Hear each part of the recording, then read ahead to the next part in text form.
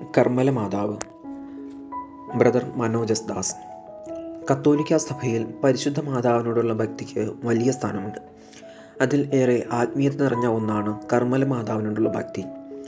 ഇന്ന് ലോകമാകെ കോടിക്കണക്കിന് വിശ്വാസികൾ ബ്രൗൺ സ്കാപ്പുലർ എന്നറിയപ്പെടുന്ന കർമ്മല മാതാവിൻ്റെ ഉത്തരീയത്തെ അനുരാഗപൂർവ്വം ധരിക്കുമ്പോൾ അതിന് പിന്നിലുള്ള ഒരു വിശുദ്ധമായ പാരമ്പര്യത്തിൻ്റെ കരുത്താണ് പ്രകടമാക്കുന്നത്.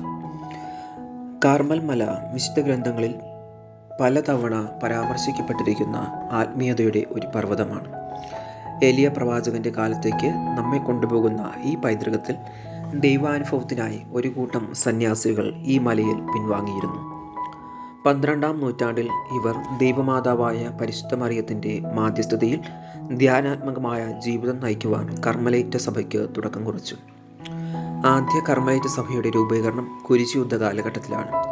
കുരിശുയുദ്ധകാലത്തിൽ പങ്കെടുത്ത ബർത്തോൾ എന്ന പരിശുദ്ധൻ്റെ ശ്രമഫലമായാണ് 1150 ഒരു സ്ഥിരമായ സന്യാസ സമൂഹം ഇവിടെ സ്ഥാപിതമാകുന്നത്.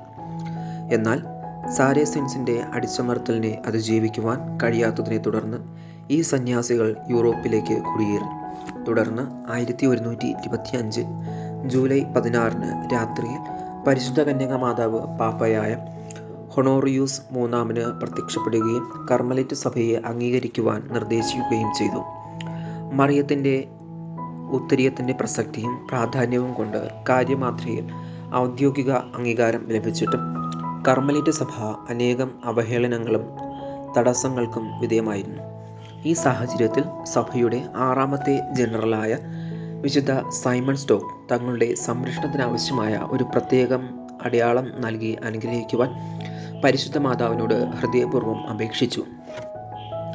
അതിനുള്ള മറുപടിയായി 1251 ജൂലൈ 16 പരിശുദ്ധ മാതാവ് അദ്ദേഹത്തിന് പ്രത്യക്ഷപ്പെട്ട് ഉത്തരീയം കൈമാറി. പരിശുദ്ധ അമ്മ പറഞ്ഞു, ഇത് നിനക്കും കർമ്മലൈറ്റ് സഭയ്ക്കും നൽകപ്പെടുന്ന വിശേഷ അനുഗ്രഹമാണ്. ഇത് ധരിച്ചുകൊണ്ട് മരിക്കുന്ന ഒരുവനും നിത്യമായ അഗ്നിയിൽ വീഴുകയില്ല.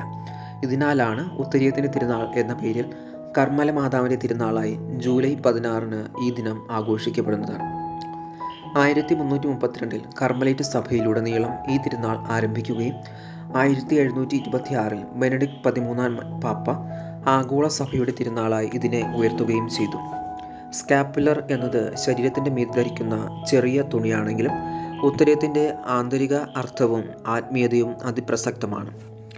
മറിയത്തിൻ്റെ മാതൃപരമായ സംരക്ഷണത്തിൻ്റെ അടയാളം, ആത്മീയ സമർപ്പണത്തിൻ്റെ സന്ദേശം, ചിതയാളങ്ങൾക്ക് മുക്തിയുടെ പ്രതീക്ഷയും പ്രതിജ്ഞയും എന്നിവയാണ്. കൂടാതെ ജോൺ 22 പാപ്പയ്ക്ക് പരിശുദ്ധ മാതാവിൻ്റെ ദർശനം ലഭിച്ചതായും മുള്ള സബാറ്റീന എന്ന പാപ്പയുടെ ഔദ്യോഗിക എഴുത്തിൽ അദ്ദേഹം ഇപ്രകാരം പ്രഖ്യാപിച്ചതായും ചരിത്രത്തിൽ രേഖയുണ്ട്.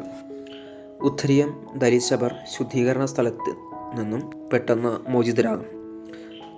ഞാൻ മാതാവ് ശനിയാഴ്ചകളിൽ അവിടേക്ക് ഇറങ്ങുകയും അവരെ നിത്യജീവിതത്തിലേക്ക് ആനയിക്കുകയും ചെയ്യും. ജനകീയതയും പ്രചാരണവും കൊണ്ട് പല സഭകളിലും ഉത്തരീയം സഭാവസ്ത്രത്തിൻ്റെ ഭാഗമായാണ് ധരിക്കുന്നത്. അതിനോടൊപ്പം വിശ്വാസികൾക്കും ചെറിയ പതിപ്പായ ഉത്തരീയങ്ങൾ നൽകി അവരുടെ ആത്മീയ ജീവിതത്തിൽ ഇത് ഉൾപ്പെടുത്തുന്നതും പതിവായി കാണുന്നു. ഇത് സാധാരണമായ ഒരു മാലയോ ബഹാരവസ്ത്രമോ അല്ല, മറിച്ച് ഒരു ആന്തരിക സമർപ്പണത്തിൻ്റെ ചിഹ്നമാണ്. ഉത്തരീയം ധരിക്കുന്നവർ പരിശുദ്ധ മറിയത്തിൻ്റെ മധ്യസ്ഥതയിൽ ദൈവാനുഭവത്തിലേക്കും നിത്യജീവിതത്തിലേക്കും യാത്രയിലേക്കും ഒരു പുതിയ ആത്മീയ അന്തരീക്ഷത്തിലേക്കുമാണ് ക്ഷണിക്കപ്പെടുന്നത്. കർമ്മല മാതാവിൻ്റെ ഭക്തി നമ്മെ മൗനം, ധ്യാനം, ആത്മീയ സമർപ്പണം എന്നിവയിലേക്കാണ് വിളിക്കുന്നത്. ഉത്തരീയം വെറുമൊരു പാരമ്പര്യ ചിഹ്നമല്ല, മറിച്ച് ഓരോ ദിവസവും പരിശുദ്ധ മാതാവിൻ്റെ കയ്യിലൂടെ ദൈവ സാന്നിധ്യത്തിലേക്കുള്ള ആത്മീയ യാത്രയുടെ ഉറപ്പായ ഒരു അടയാളമാണ്. നാം എല്ലാവരും കർമ്മല മാതാവിൻ്റെ മാതൃപരമായ സംരക്ഷണത്തിൽ നിത്യം ജീവിക്കട്ടെ. ജപമാലയോടും ഉത്തരീയത്തോടും കൂടി പരിശുദ്ധ മറിയത്തിൻ്റെ ഹൃദയത്തിലേക്കുള്ള ആഴമാർന്ന ആത്മീയ വഴികളിലൂടെ നമുക്കൊരുമിച്ച് നടന്നു നീങ്ങാം.